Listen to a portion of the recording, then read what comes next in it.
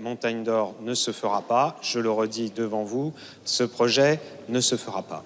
C'est le coup de grâce porté à un projet qui a fait couler beaucoup d'encre et de salive. Très controversé, il a divisé la société guyanaise.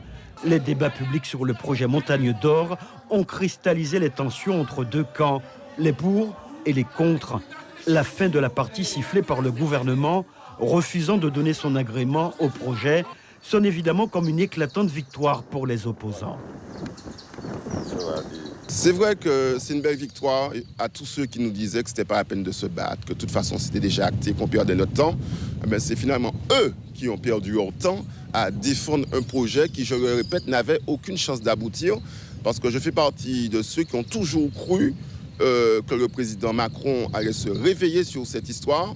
Et j'ai toujours eu confiance que le président ferait preuve de bon sens tôt ou tard. Le temps a fait son œuvre.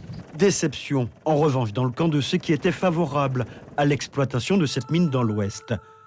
Ils étaient nombreux à soutenir cette ambition, un projet industriel de grande envergure, capable, selon eux, de mettre la Guyane sur la voie du développement économique.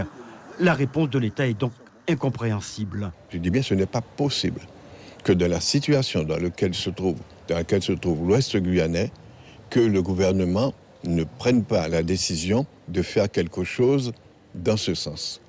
J'observe qu'il y a eu un rouleau compresseur contre la Montagne d'Or, qui est un risque potentiel, alors qu'il y a depuis des années le problème des Guérine-Perros, qui est un risque avéré, un empoisonnement, un appauvrissement du pays, et personne ne parle des Guérine-Perros. Certains dans le camp du oui à la Montagne d'Or gardent espoir avec la réforme du code minier. Son examen est prévu à la fin de l'année. Suivez l'info sur Guyana Première, télé, radio et Internet.